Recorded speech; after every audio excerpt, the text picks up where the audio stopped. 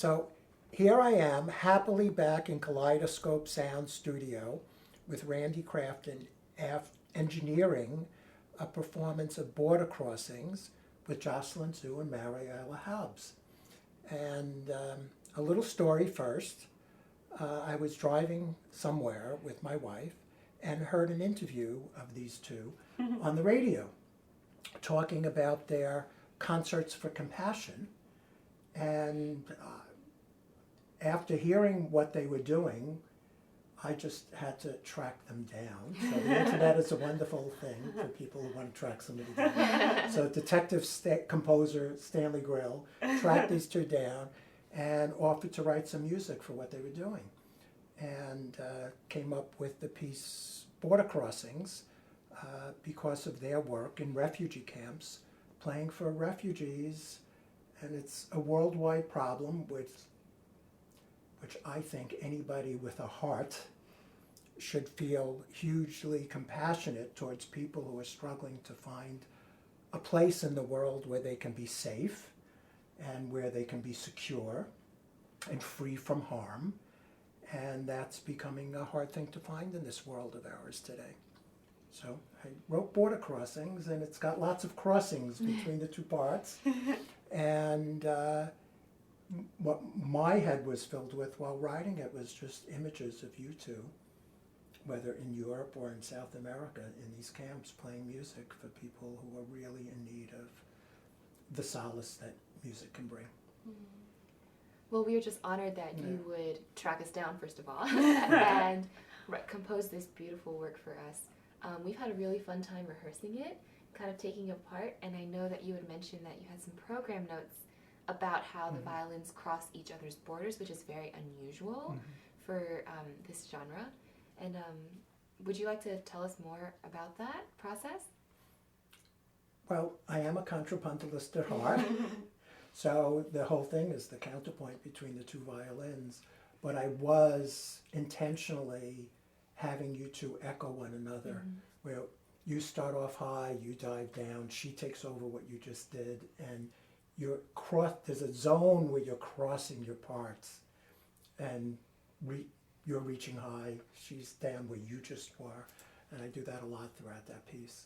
We were also thinking, it's not, you can see it as border crossings, but you could also see it as some sort of support system, where when one person is low and doing one thing, the other person can assist or support the other voice, and they switch back and forth, where it's kind of an ecosystem for the two instruments.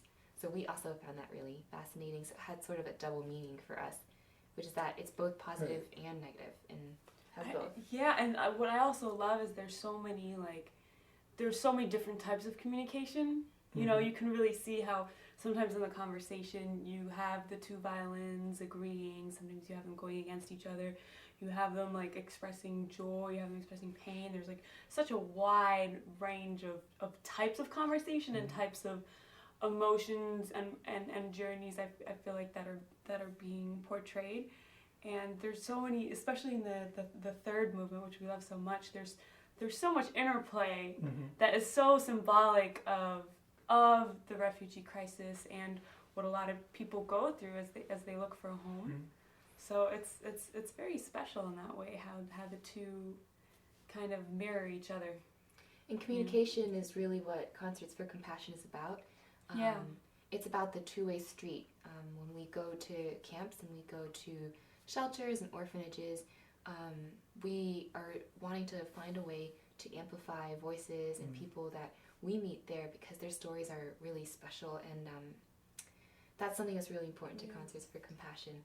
It's just the types of conversations that we have with our audience members, and also between audience members themselves. And that was kind of the originating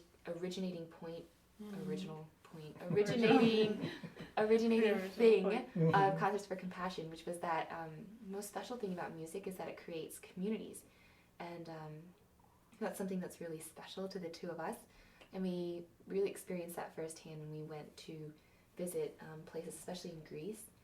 We'd have like 40 or 50 nationalities represented, and we would realize that none of them had ever spoken with amongst each other as well. So the beauty of music and the beauty of concerts and live performances is that everyone must be present to experience it, and it opens doors of communication, and it gives people a chance to meet others and speak with others that they typically might not. Yeah. So, yeah. Well, I'm glad you said that, because that was what my takeaway was from the interview I heard on the radio with the two of you.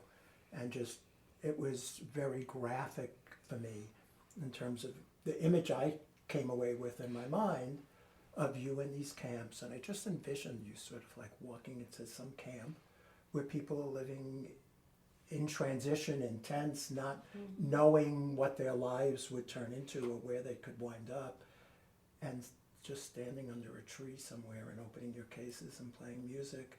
That's Then exactly what it is. and then bringing the joy that music can bring to people. Yeah. Because Yeah. for me, that's always what music is really all about. That's so true. It's not just for entertainment. There's no point in spending the time to write the music if it's just for that.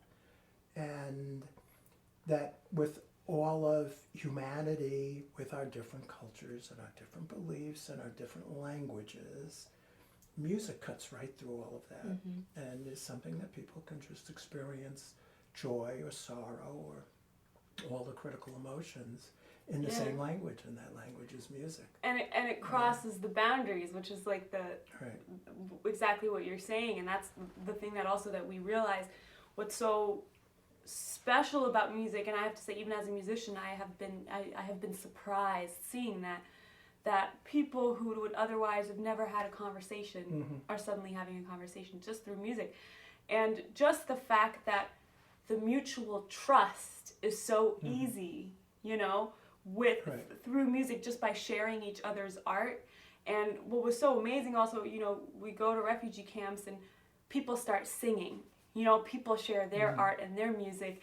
And it's so cool to, like, first of all, just see the art that they make, but it really turns into this two-way street where, politics and all these things like have separated people, and then when you put something like art or music in the picture, you just have people having a conversation, and you realize that like anybody can have a conversation no matter how different their walks of life are, or even if they don't literally speak the same language, there are ways that you can communicate, which is exactly And what they're all sharing this common experience that is equally, hopefully, hopeful, while also has to be terrifying.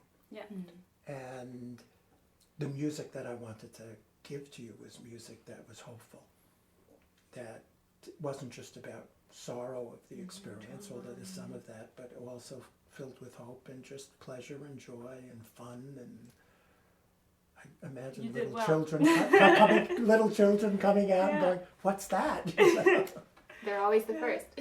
Always, kids are always the most open. Yeah. They just see things and they want to learn and they want to see it and they want to participate.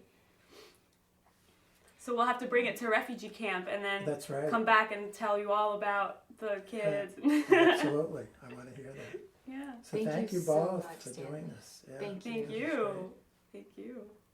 So that's it. Concerts for Compassion. Border Crossings.